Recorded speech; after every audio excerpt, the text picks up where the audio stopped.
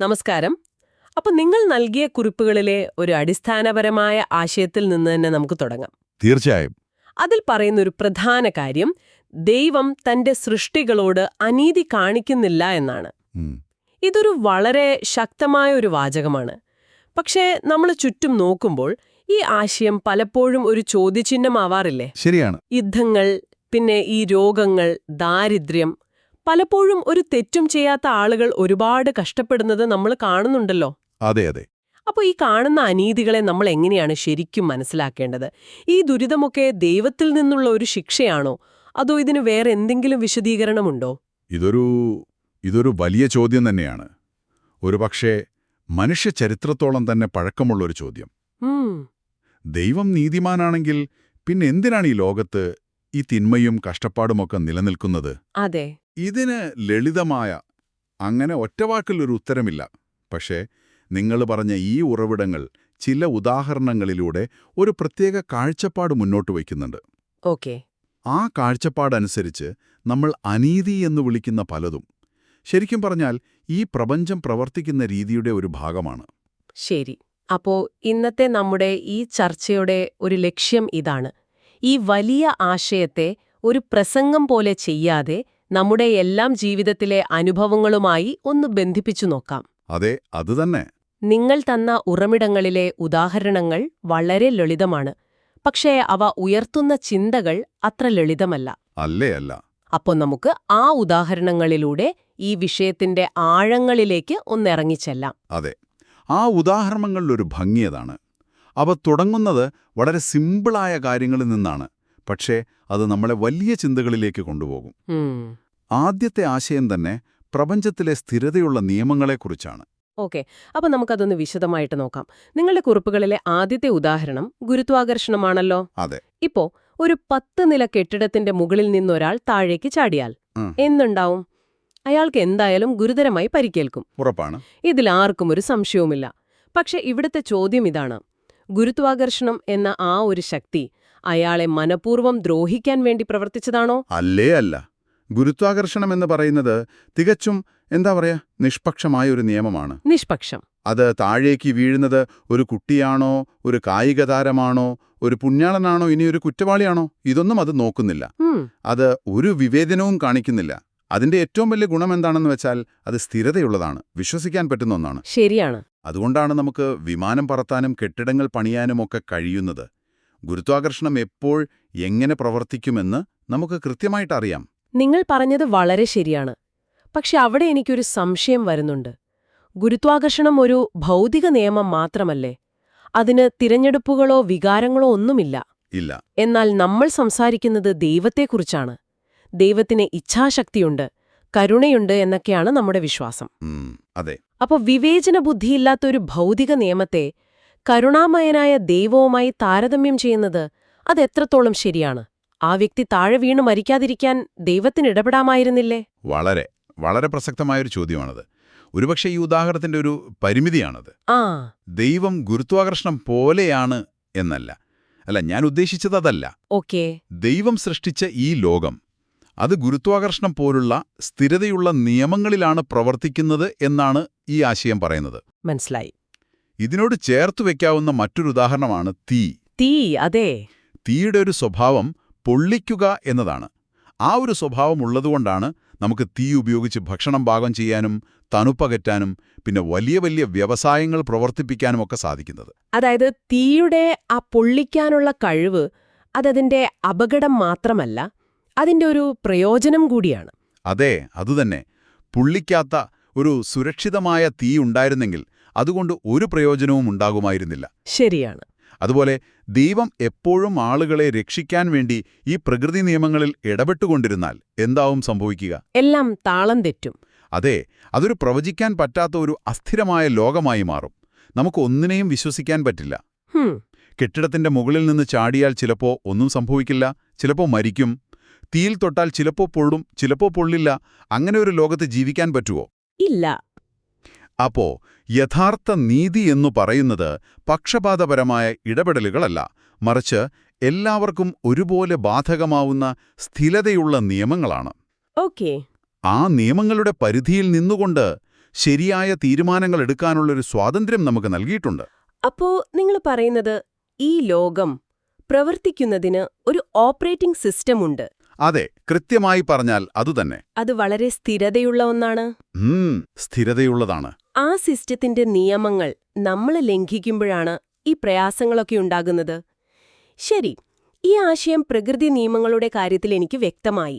പക്ഷെ മനുഷ്യരുണ്ടാക്കിയ നിയമങ്ങളുടെയും സാഹചര്യങ്ങളുടെയും കാര്യത്തിൽ ഇതെങ്ങനെയാണ് പ്രവർത്തിക്കുന്നത്? നല്ലൊരു ചോദ്യമാണ്. നിങ്ങളുടെ കുറിപ്പുകളിൽ പരീക്ഷയെക്കുറിച്ച് പറയുന്നുണ്ടല്ലോ. അതെങ്ങനെയാണ് ഈ ആശയവുമായി ബന്ധപ്പെടുന്നത്? കാരണം അവിടെയാണ് മനുഷ്യന്റെ തിരഞ്ഞെടുപ്പുകൾക്ക് കൂടുതൽ പ്രാധാന്യം വരുന്നത്. അതെ. നമുക്കൊരു പരീക്ഷയുടെ കാര്യം തന്നെ എടുക്കാം. ഒരു അധ്യാപകൻ പരീക്ഷ പ്രഖ്യാപിക്കുന്നു, സിലബസ് തരുന്നു, പഠിക്കാൻ സമയം തരുന്നു, എല്ലാ നിയമങ്ങളും വ്യക്തമാക്കുന്നു. എല്ലാം മുൻകൂട്ടി പറയുന്നുണ്ട്. അതെ. ഇനി ഒരു വിദ്യാർത്ഥി കഷ്ടപ്പെട്ട് പഠിക്കുന്നു, മറ്റൊരാൾ ഉഴപ്പുന്നു. രണ്ടുപേർക്കും ഒരേ ചോദ്യപേപ്പറും ഒരേ നിയമങ്ങളുമാണ്. അവസാനം ആ പഠിക്കാത്ത കുട്ടി തോൽക്കുമ്പോൾ നമ്മൾ അതിനെ അധ്യാപകന്റെ അനീതി എന്ന് വിളിക്കുമോ? ഇല്ല, ഒരിക്കലും പറയില്ല. അത് ആ കുട്ടിയുടെ പ്രവൃത്തിയുടെ ഫലമാണ്. അതെ. ആ തോൽവിക്ക് കാരണം ആ സിസ്റ്റവുമായി അയാൾ ചേർന്നു പോകാത്തതുകൊണ്ടാണ്. ശരി. ആ ഒരു സാഹചര്യത്തിൽ എന്തായിരിക്കും അനീതി? പരീക്ഷയുടെ ഇടയ്ക്ക് നിയമങ്ങൾ മാറ്റുന്നത്, അല്ലെങ്കിൽ ചില വിദ്യാർത്ഥികൾക്ക് മാത്രം എളുപ്പമുള്ള ചോദ്യങ്ങൾ കൊടുക്കുന്നത്, മുന്നറിയിപ്പില്ലാതെ ശിക്ഷിക്കുന്നത്, അതൊക്കെയാണ് അനീതി. കറക്റ്റ്. അതുപോലെ ട്രാഫിക് സിഗ്നലിന്റെ ഉദാഹരണം നോക്കൂ. ചുവപ്പ് ലൈറ്റ് കാണുമ്പോൾ നിർത്തണം എന്നത് ഒരു നിയമമാണ്. അത് നമ്മുടെ എല്ലാം സുരക്ഷയ്ക്ക് വേണ്ടിയാണ്. തീർച്ചയായും. ഒരാൾ ആ നിയമം ലംഘിച്ച് ഒരു അപകടത്തിൽപ്പെട്ടാൽ നമ്മൾ ട്രാഫിക് സിസ്റ്റത്തെയാണോ കുറ്റം പറയുക? അല്ല, നിയമം ലംഘിച്ച ആളിനെയാണ്. പക്ഷേ ജീവിതം ഒരു പരീക്ഷാ ഹാൾ പോലെയോ അല്ലെങ്കിൽ ഒരു ട്രാഫിക് ജംഗ്ഷൻ പോലെയോ അത്ര ലളിതമല്ലല്ലോ. ഇല്ല. പരീക്ഷ എഴുതുന്ന എല്ലാവർക്കും ഒരേ സാഹചര്യങ്ങളല്ല കിട്ടുന്നത്. ചിലർക്ക് നല്ല ട്യൂഷൻ കിട്ടും, മറ്റു ചിലർക്ക് വീട്ടിലെ ബുദ്ധിമുട്ട് കാരണം പഠിക്കാൻ സമയം പോലും കിട്ടില്ല.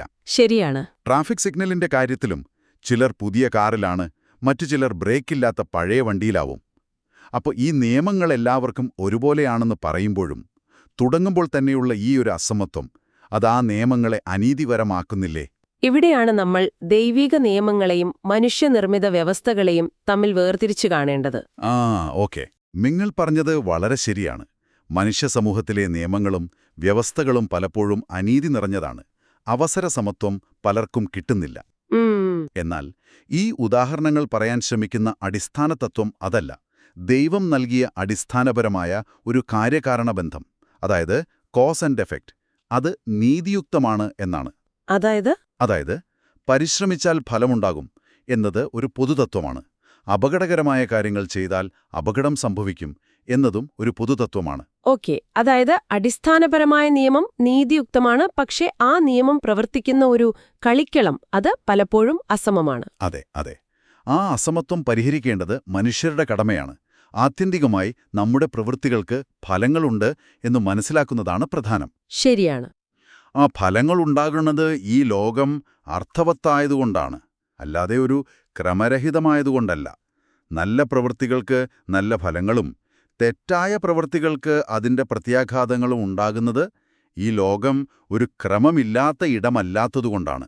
അതൊരു നീതിയാണ്, അനീതിയല്ല. ഇത് നമ്മളെ ഏറ്റവും ഒരു സങ്കീർണമായ ചോദ്യത്തിലേക്ക് എത്തിക്കുന്നുണ്ട്.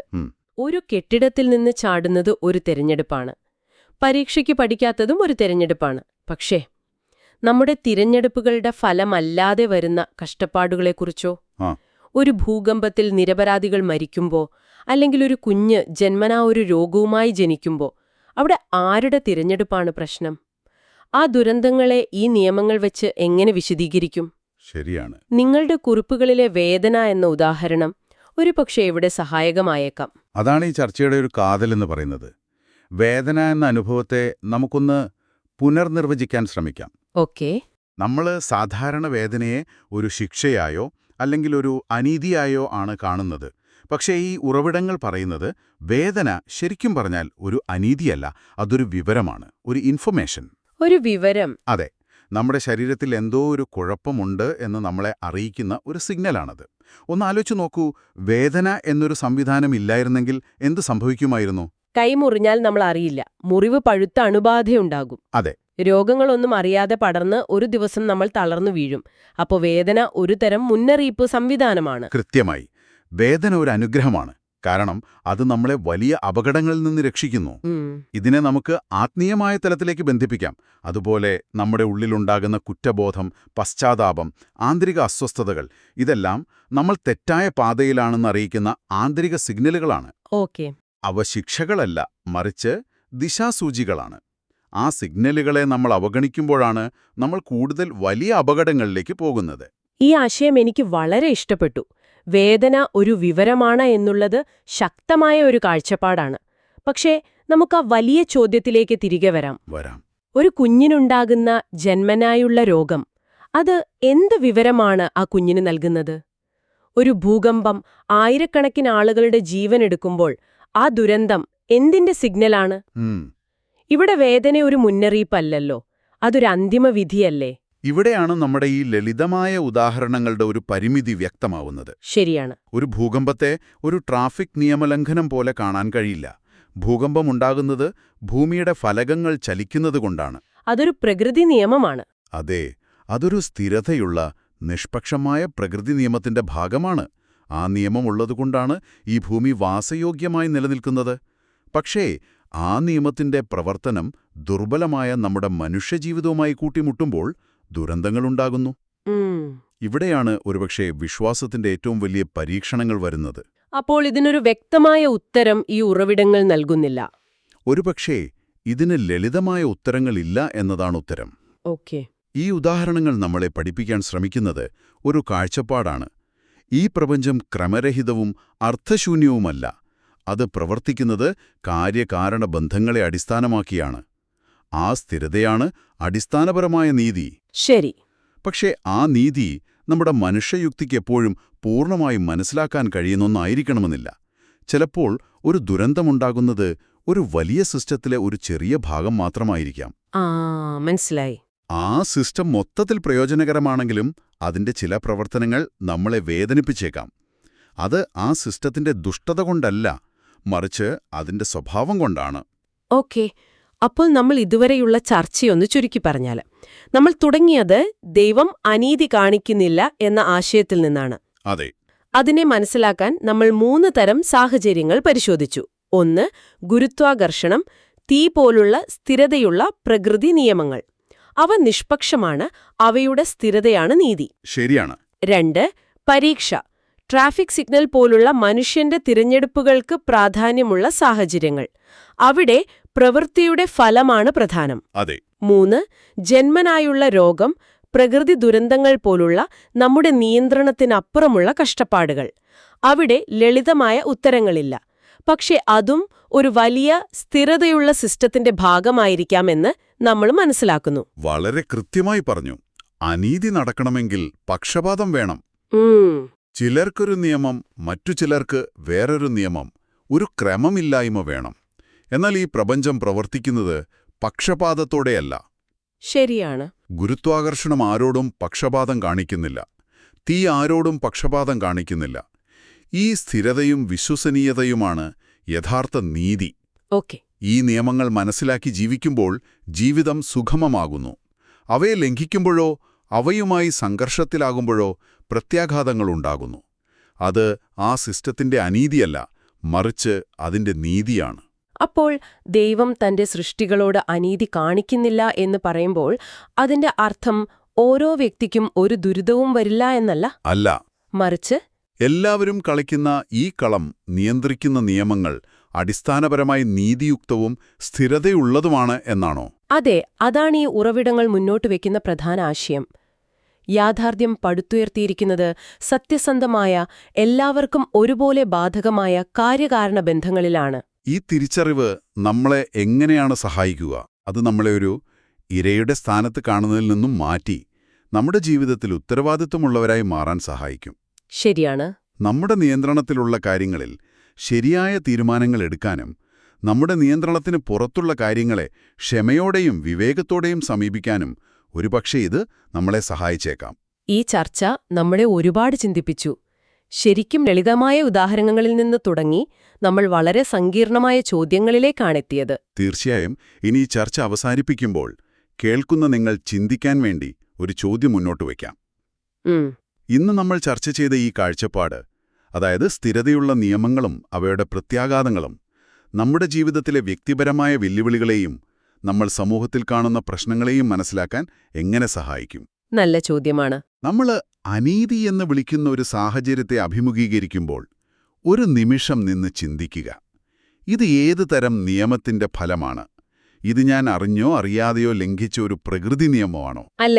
അല്ലെങ്കിൽ എന്റെയോ മറ്റുള്ളവരുടെയോ തെറ്റായ തിരഞ്ഞെടുപ്പുകളുടെ ഫലമാണോ? അതോ അവസരങ്ങൾ ഒരുപോലെ നൽകാത്ത ഒരു മനുഷ്യനിർമ്മിത വ്യവസ്ഥയുടെ അനീതിയാണോ? ഈ ചോദ്യം ചോദിക്കുന്നത് പ്രശ്നത്തെ ശരിയായി മനസ്സിലാക്കാനും ഒരുപക്ഷെ ശരിയായ പരിഹാരം കണ്ടെത്താനും നമ്മളെ സഹായിക്കില്ലേ?